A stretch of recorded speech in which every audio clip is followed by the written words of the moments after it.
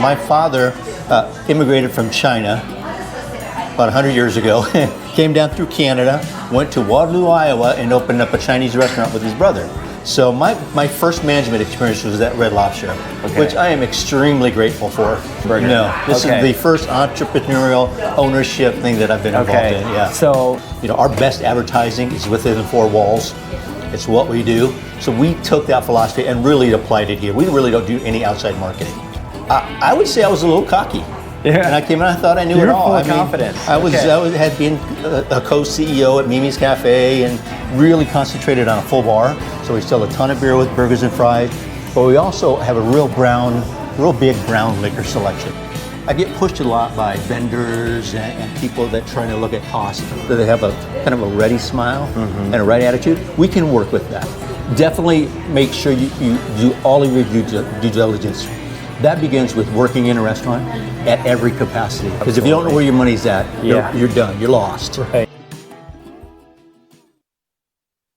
Right. How did you end up becoming the owner of Tru Burger? Did you start the business? No. How did that come about? This business was about a year old, this restaurant. And he had another restaurant that was in Peoria that had been open for a few years. So when I came in in 2017 in April, we bought both restaurants. Gotcha. Yeah, we had since moved the Peoria location to a downtown location. COVID hit. Yeah. Probably the worst timing in the world. So we ended up closing that one and just stayed with this one. Everybody knows it's hard enough to have one restaurant that makes money and the one that doesn't. So one pays all the bills. Yeah, just kind of it really drives you out. So we were glad to get out of that one and focus on Anthem, which has been just wonderful for us. That's fantastic. Yeah. So how do you get even started in the restaurant business? Yeah. How do you come about to becoming a restaurant owner? Well, there's 1,000 different ways. But for me, I grew up in the restaurant business. My father immigrated from China about 100 years ago, came down through Canada, went to Waterloo, Iowa, and opened up a Chinese restaurant with his brother. Okay. And so they were there for almost 45 years in the same building. So obviously grew up working in the kitchen, working up front, kind of doing everything in that business. Then I went off to college, to the University of Iowa, left there and started waiting on tables at Red Lobster in Colorado Springs. Okay. Thinking that I was going to try to get into management, which happened about a year later. So my first management experience was at Red Lobster, which I am extremely grateful for. Even back in the late 80s, they were leaps and bounds ahead of everybody else on the systems and procedures they used to run the restaurant. How they ran labor, how they ordered food. Even back then, we were ordering fish on a computer that would be flown in the next day. And you could be in the middle of the U.S. They had that much pull and stuff at the time. Gotcha. So you would put in a par for spreadsheets, and they'd spit you out a prep list, how long it should take. And there's restaurants right now that still don't have that kind of stuff that they were doing. And just the way they addressed systems, rules, procedures in the restaurant, I learned a tremendous amount as an operator on how to run a very efficient business. Gotcha. Yeah. And so how long did you stay with Red Lobster? I was there about 6 years. Okay. And did you go from Red Lobster to Tru Burger? No, I had a couple stays in between there. Did you do business ownership at any point prior to Tru Burger? No. This is the first entrepreneurial ownership thing that I've been involved in. Yeah. So there's a lot of people that are interested in entrepreneurship. Talk to us about making that leap. Right. Yeah. As I look back now, I wish I would have done it 10 years earlier, because it's been very fulfilling.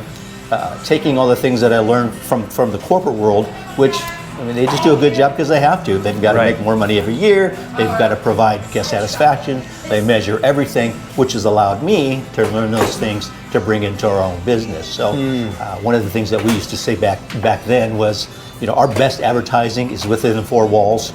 It's what we do. So we took that philosophy and really applied it here. We really don't do any outside marketing at all. Everything is within the four doors.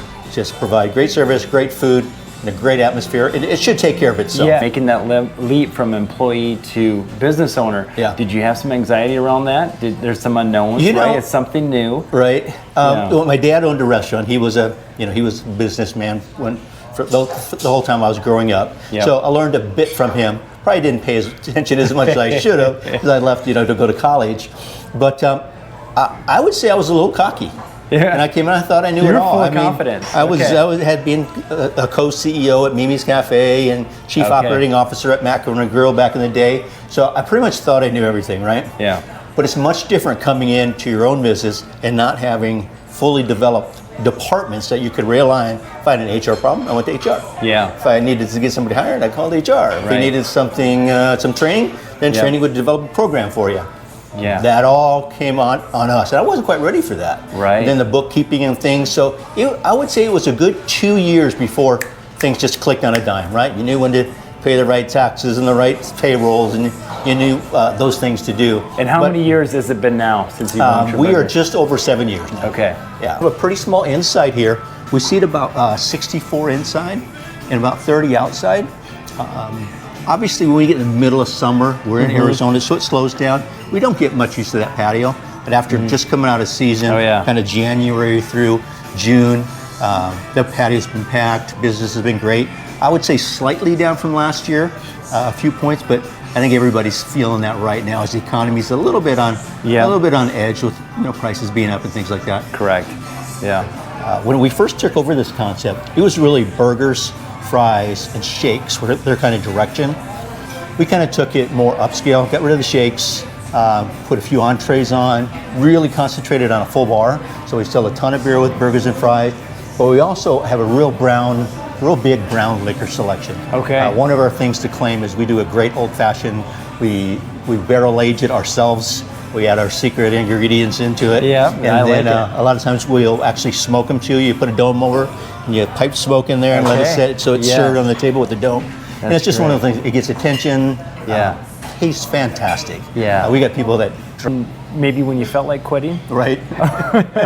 But you didn't. Yeah. Or there were some real challenges that came up that you had to overcome. Right. So you ended up persevering. Yeah. So we bought in 17, and I think that first year we did about 800,000. Okay. But labor was lower, food was lower, so dollars to dollars, it wasn't bad at all. We're almost 2 million probably projected for this year coming up. Very nice.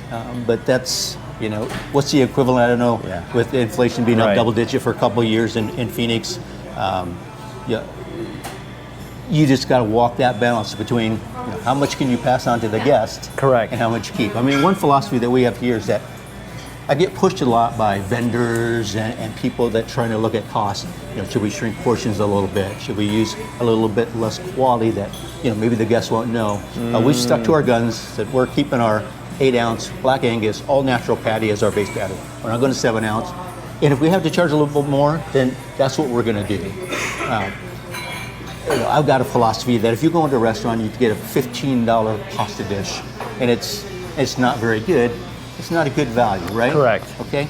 And then you go to the same restaurant, they might have one of maybe the larger challenges in this type of business is personnel. Absolutely. Yeah. Because on the ordering side, I can look at history. Yeah. I can make a par. I could just build to that and save that money. Employees are a crapshoot. You go through the interview process. You'll do background checks. They'll show up one day and they'll never come back. You take a chance on somebody who maybe got a little bit sketchy background, they turn into be one of your best employees. Right. So it's really finding the right attitudes when they come through the door, that they have a kind of a ready smile and a right attitude. We can work with that. So we're not so much looking for experience, we're looking for people. Character, attitude. People. So what's one piece of advice that you would share with someone that's considering getting into the restaurant business? Yeah, definitely make sure you do all of your due diligence. That begins with working in a restaurant at every capacity. You should have gone through. So a lot of the big companies, if you get hired as a manager, you spend a week in each job as a server, as a busser, as a disher, as a cook. You're learning the roles. So you know. So when you're running the restaurant, you can problem solve quickly. You can foresee things starting to maybe go south, and where to be and how to handle that when it comes out. So that would be the first thing. The second thing is then to find out. Get a mentor after you feel comfortable with operations on how, from a business standpoint, taxes, filings, payroll taxes, how all that works. What kind of rhythm are you going to get into? When what's paid? What's a good rent number? What's a good food cost number? What's So having the ability to go down through a P&L, and develop one is going to be key. Because if you don't know where your money's at, you're done. You're lost. Right. What is the best business advice you've ever received? Be present and be there.